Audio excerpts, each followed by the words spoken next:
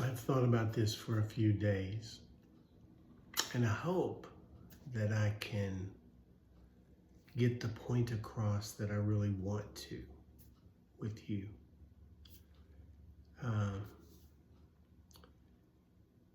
But there may be a little emotion in it, and I don't know. I'm hoping that it comes across in the way so that you can see it the way that I see it, because the way I see it is so obvious to me. So I'm going to tell you a little bit of a parable to start with. It's a parable. Let's say I come to you and I say, hey, you're going to have to drive through this piece of roadway. And about 70% of the people that drive through this roadway, they die from one factor or another. But I have some maybe guidelines or helpful instructions for you to be able to navigate this. But let me first tell you about the architect of this roadway.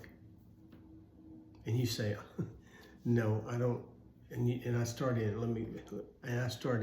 man, the architect, he is so great. He is you would say, whoa, stop. I don't need to know anything about the architect because it doesn't matter his qualities. It doesn't matter his reasons. Nothing matters. This is a possibility. You're telling me that this is a possibility. So I don't need to know about him. You tell me how to navigate this. And I say, oh, well, okay. But then let me tell you about the builders.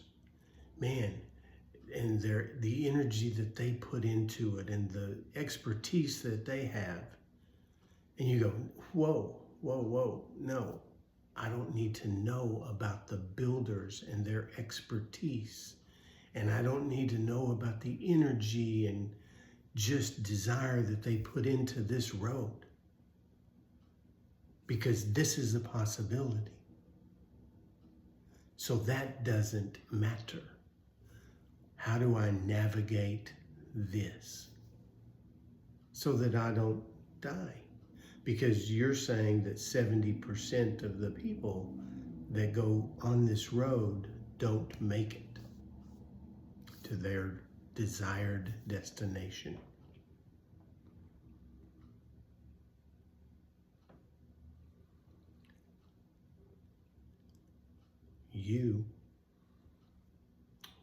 Let me back up. When I grew up in the 60s. And I was a teenager in the 70s. And back then, there were a lot of preachers who were hellfire. That was their style. You heard about hell often. And you heard about what it was going to be like there. You're much younger, and so you don't. That's not taught to the same degree. Let me interject this, though. It's still believed. The church just understands that message does not sell. So they don't lead with that to the same degree that they used to lead with it. But we're going to go through the same kind of exercise. You're telling me that there's a God, there's his son, there is that my life, I'm living my life, and at the end of my life, I'm either going to go to heaven or I'm going to go to hell. That's what my life is about. And you're telling me that this hell place is a fiery torture chamber where I'm going to be tormented for 1 trillion years with no hope of ever getting anywhere different. And I'm going to be supernaturally kept alive so that I can be tormented. So you tell me that, and you tell me that 70% of all the humans on earth are going to go there. That's your idea of it. You don't know the exact numbers, but 70, 80%. And you tell me that there's a way that you know that I can avoid that. And then you start trying to tell me about God and how great God is and how magnificent and all of his characteristics. And I say, whoa, whoa, whoa. I don't care about that. That's not relevant, because whatever characteristics he has, this is still the possibility. In fact, according to you, this is the reality for almost everybody who lives. So it doesn't matter how good he is, because no matter how good he is, this is still a result. You say, oh, well, okay. Well, let me tell you about his son, Jesus, who died to make heaven possible for you. This is what he put into the... Whoa, whoa. That doesn't matter. His expertise and his dealing with everything and the energy and the effort he put into everything is not relevant. This is still the possibility. So I don't need to know all that. I need to know how to avoid this possibility. And you say, well, okay. Well, let me tell you about heaven. It's so fabulous. It's just amazing. And I say, whoa, I don't need to know about heaven. Heaven could be just like this. It could be like living on earth right now, forever. Lots of bad days, some good days, whatever. It's still better than this. Being tormented in fire for 1 trillion years. Okay? How good it is, how good heaven is irrelevant. I'll find that out once you tell me how to avoid this. I need to know how to avoid it, and I need to know what to do exactly, and I need to know how to know that I know. Know that I'm not going there. What do I need to do? Give me the blueprint.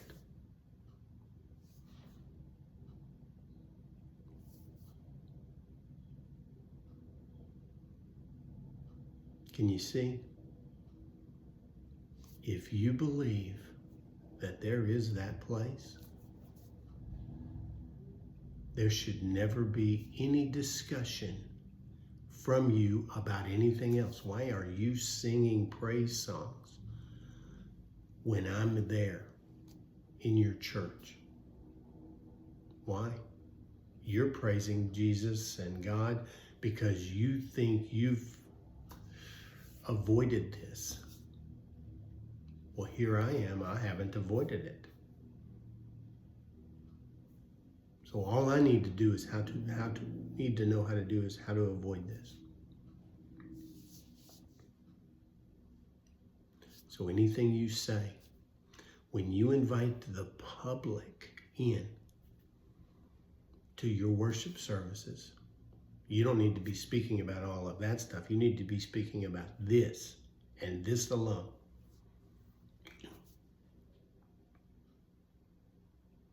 I hope you can see that. Now, when you guys get together just among yourselves and you want to praise each other for avoiding this and doing all that you needed to do this, yeah, you can sing praise songs and do all of that. But when you're talking to people that you don't need to be speaking about all of that, because that's irrelevant. No matter how good God is in your view, no matter how good God is, this is still a possibility.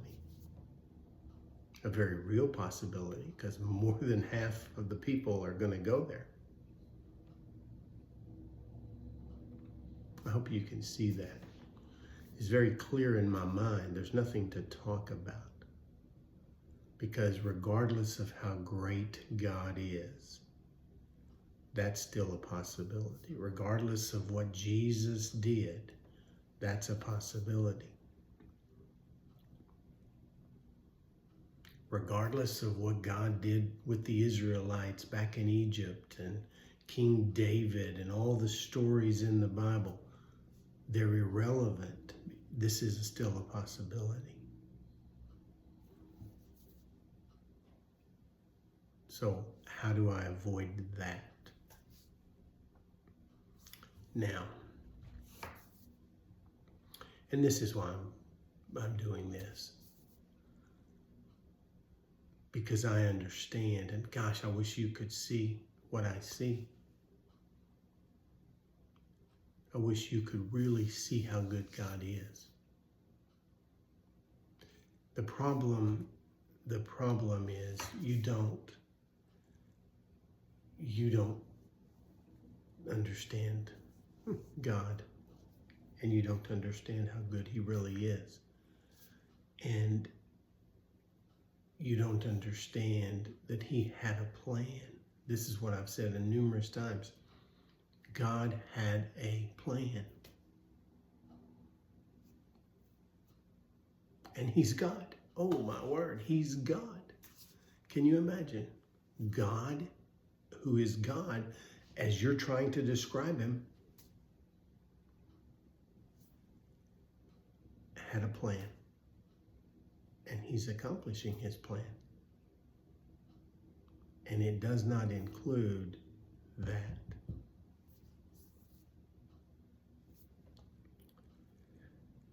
There's so many things I've said in many videos. There's not one thing that's taught in a Christian church, not one. That's true. Every single thing that comes out of the mouth is off. Because they don't understand God, his plan, his purpose, what he's doing and why he's doing what he's doing. They don't understand any of that. And so they twist it to be about them. See, whatever God's plan is, you don't know what his plan is, first off, if you're a Christian. And secondly, his plan is for you to have to do something. So even if you try to tell me about Jesus, your Jesus, he didn't quite get it done. Right? I mean, at the end of the day, whatever he didn't quite get it done. Because you're telling me that you're going to be saved, but I'm not.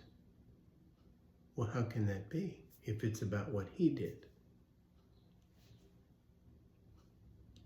See, at the end of the day, I have to do something. And if I don't do that something, then what he did is completely useless and irrelevant to me. Now, according to you, it's not useless and irrelevant because you did something, you navigated this in a way to make it good for you. I just wish that you could understand things, and I'm gonna show you something to to maybe open your eyes. Because you have the idea, if you're a Christian, you think that God is trying to save everybody on earth. That's what you think. Even though you think he's going to fail with most of them. You think he's trying to save everybody on earth in their life on this earth. That he has to do that, man. You better do this today, because you don't know. You might not be here tomorrow. And then you'll go to hell.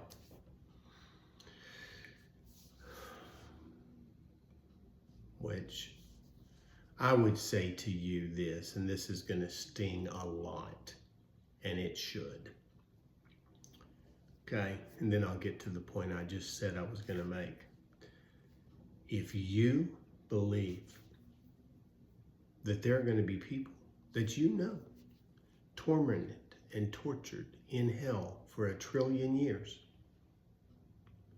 and you can go to your worship service on Sunday morning and then leave there and go eat a big meal and then go home and watch the Cowboys play and gripe about the refereeing or gripe about Dak Prescott or whatever's happening,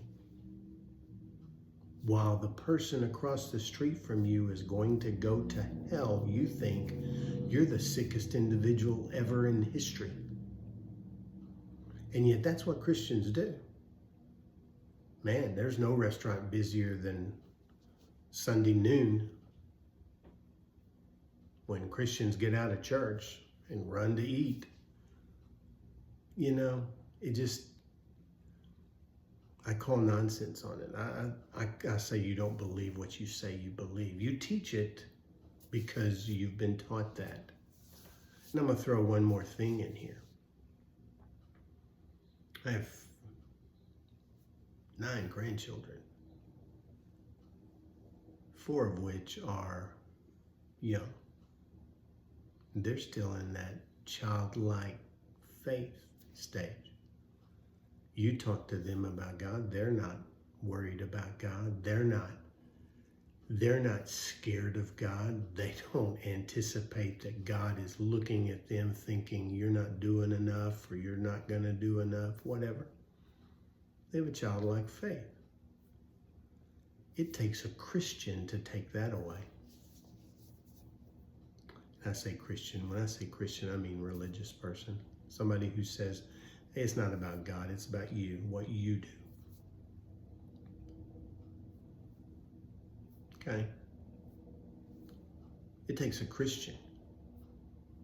That's why I tell all my family. That's why I'm telling you, my family.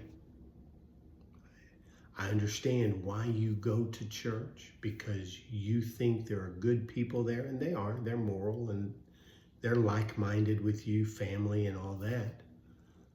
But they're about to teach your little ones something that will take them years and years to overcome.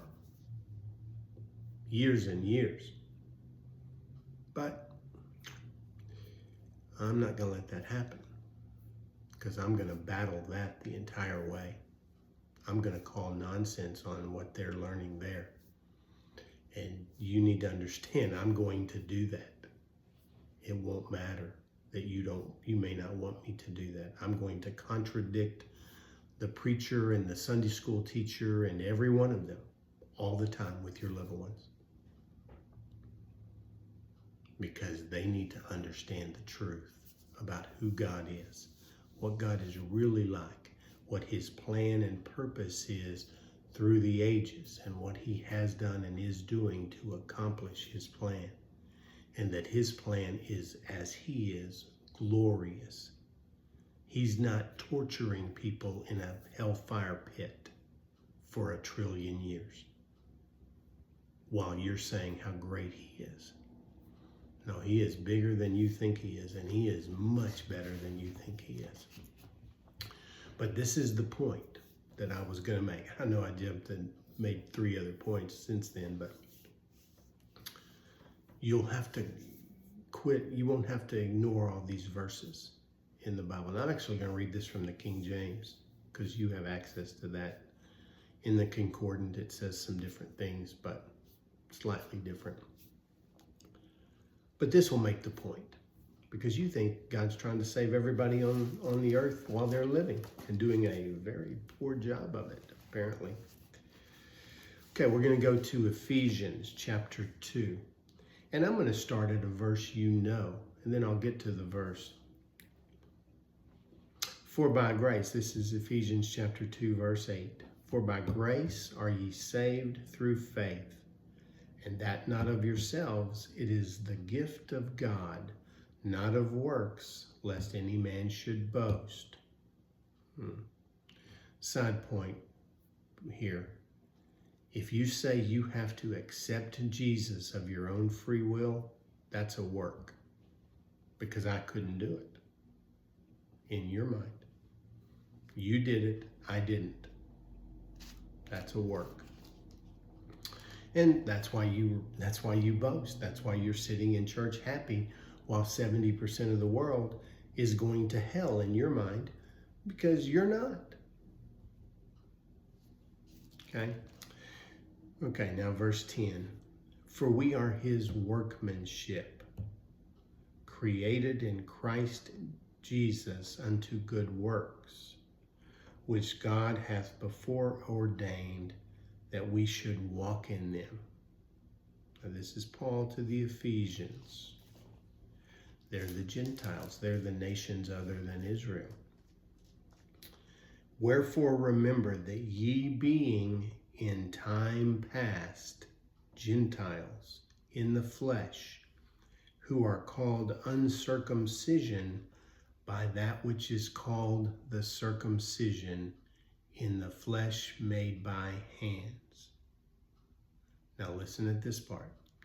That at that time ye were without Christ, being aliens from the commonwealth of Israel, and strangers from the covenants of promise, having no hope and without God in the world. Period. You need to pause that and replay it 19 times if you need to. Clearly showing that from the time of Abraham, and I've said this in other videos, the wall went up. When God set Abraham apart, the wall went up between Israel, Abraham's descendants, and the rest of the world. And God was only dealing with Israel.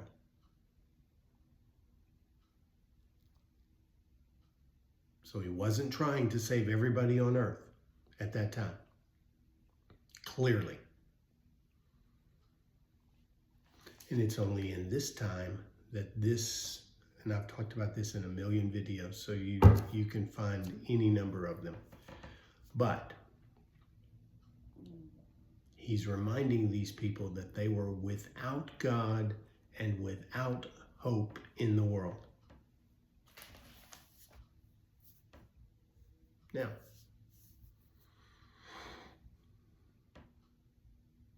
are you saying that during that time, that everybody who was not part of Israel is spending eternity in hell? Because clearly they were without God and without hope in the world. You need to think about what it is you're saying. As I've said numerous times, nobody blasphemes God like Christianity does. Nobody. Nobody demeans his character more than Christians. Because this is what you're saying. You're saying that, well, you're not saying this because you probably didn't even know that verse was in the Bible. You know the 2 verses before it are in the Bible, but you don't get to that part because that doesn't jive with what your message is. And your message is, hey dude, you got to do something. God's great and all, but until you do something, this is your destiny. You're going to go to hell. Because God has set it up that way. No. No. Now you can start reading the entire Bible. And as I say, you'll understand if you can rightly divide it at all, but read the messages of Paul, the letters of Paul from Romans through Philemon, because that's appropriate for today. But the point is, if you're still gonna be sitting here on this hell thing, thinking that there is a hell, then that's all you need to talk about. When you go to church, you need to go up to your preacher and say, look, I get it. When we're all together, maybe on Wednesday night when there's nobody else but just our little group, we can sing praise songs to God. But on Sunday morning, when there's lots of people here who don't believe like we believe, you need to be preaching how to avoid hell. That's all you need to be talking about.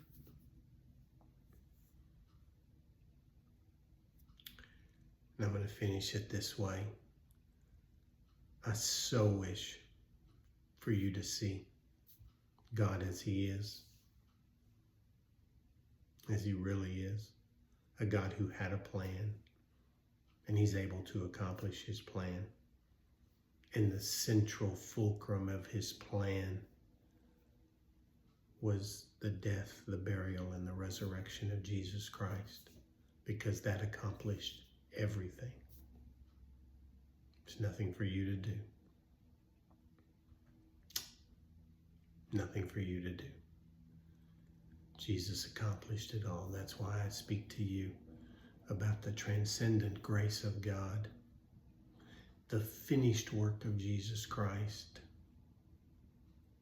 the conciliation of man to God, that man is conciliated to God, that God is conciliated to man. That God is conciliated to man, be conciliated to God. Just recognize that, hey? And the salvation of all ultimately, where at the consummation of the ages, God is all in all. God is way better than you think He is. And without somebody telling you at 10 or whenever that you've disappointed God, I encourage you to watch the first video I made, because it had a lot of emotion in it, because it started out with that. There's going to be somebody that comes to my little ones, my little grandchildren, and tells them that they're not acceptable to God, that they've disappointed God. And I said at the time that it would be a Christian that would tell them that. And I said, woe to that person. And I say that again here. Woe to that person that strips them of that childlike faith and turns it from being about God to being about them and how they don't measure up. See, I wish you could just tell the message that God locked all of us up in stubbornness so that He could have mercy on all. Yes, this life you're going to get some contrast, because that's the only way you can understand exactly how glorious God is. And that's the plan, for you to get contrast, knowing good and evil. But the plan was always to bring it all back, take you to the lowest depths that you could be taken, death, and be a new creation. God is way better than you think He is, way better. And I long for the day when you talk about Him like that. Wait a second, I can't say it that way, because you think you do talk about Him like that because you sing praise songs to Him all the time. But then you give Him characteristics that are so ungodly, it's unbelievable.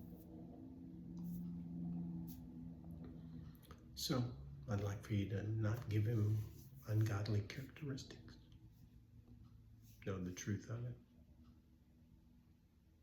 I very much love you all. So much. So very much.